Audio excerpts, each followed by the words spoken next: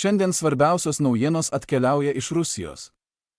Čia Rusijos pareigūnai paskelbė naujus kaltinimus, apkaltindami Europą tiesioginių išpuolių ir diversiją prieš Rusijos objektus. Šie Rusijos teiginiai iškart pakėlė įtampą, perkeldami konfrontaciją į NATO teritoriją ir palaipsniui plėsdami karą už Ukrainos ribų. Kaip galbūt prisimenate iš ankstesnės ataskaitos, rusai tvirtino, kad Ukrainos dronai buvo leidžiami iš Baltijos teritorijos į Rusiją, įvardydami 5 NATO bazes regione, kurios esą buvo tam naudojamos. Šiuo teiginiu Rusija tiesiogiai apkaltino Baltijos šalis, taip sudarydama prielaidas vėliau pateisinti savo smūgius prieš jas. Dabar Rusija tą pačią kaltinimų liniją plečia už Baltijos regiono ribų ir nukreipia į svarbų Europos uostą. Rusijos pareigūnai teigia, kad magnetinės minos buvo rastos ant dujovežio Archenius, kai šis atplaukė į Ust-Lugą iš Antverpeno Belgijoje, užsimindami, kad minos turėjo būti pritvirtintos dar prieš laivui įplaukiant į Rusijos vandenis, taip įtarimus nukreipdami tiesiai į ankstesnį sustojimą Antverpene. Nuo to momento kaltinimas išsiplėtė iki teiginio, kad Ukrainos veikėjai veikė iš Antverpeno su Europos parama, siekdami taikytis į Rusijos laivybą. Rusijos užsienio reikalų ministras Lavrovas šiam teiginiui suteikė aukščiausio lygio politinį atspalvį, pareikšdamas, kad Europa atvirai paskelbė karą Rusijai ir naudoja Ukrainą kaip savo ieties smaigalį.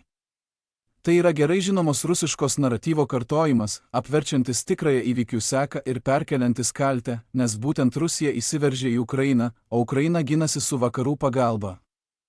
Šis apvertimas tarnauja konkrečiam tikslui, nes Europos karinę pagalbą, žvalgybos paramą ir politinį palaikymą pateikia kaip tiesioginį dalyvavimą atakuojant Rusiją.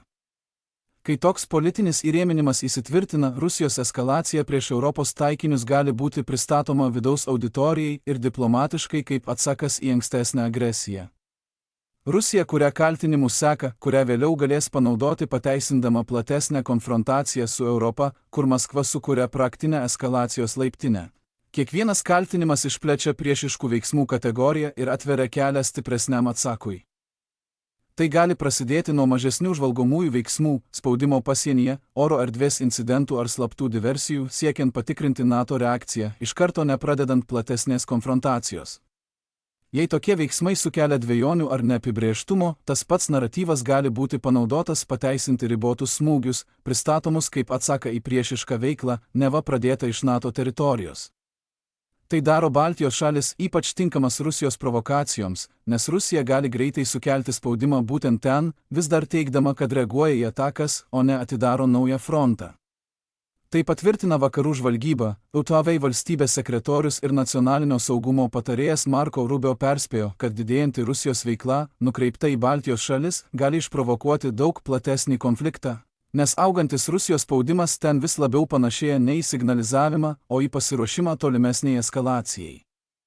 Apskritai, Rusijos naratyvas yra pasiteisinimas eskaluoti konfliktą nuosekliais žingsniais, pradedant slaptomis diversijomis, spaudimu pasienyje, oro erdvės incidentais, taip nutiesiant kelią galimiems ribotiems smūgiams, pateikiamiems kaip atsakas. Dabartiniai veiksmai išlieka pakankamai riboti, kad būtų išvengta tiesioginio plataus masto karo, tačiau vis tiek stumia konfrontaciją į priekį, palikdami Rusijai erdvės išbandyti ribas ir eskaluoti toliau, jei pasipriešinimas išliks silpnas. Baltijos šalys išlieka pavojingiausia šios taktikos arena, nes jų tiesioginė kaiminystė su Rusija suteikia Maskvai aiškiausią galimybę greitai sukelti spaudimą ir patikrinti NATO atsaką palei savo sieną. Jei Kremlius nuspręs, kad ši taktika sukelia pakankamai sumaišties, tikėtina, kad kita fazė prasidės ribota operacija skirta patikrinti, kaip NATO reaguos į Rusijos veiksmus jos teritorijoje.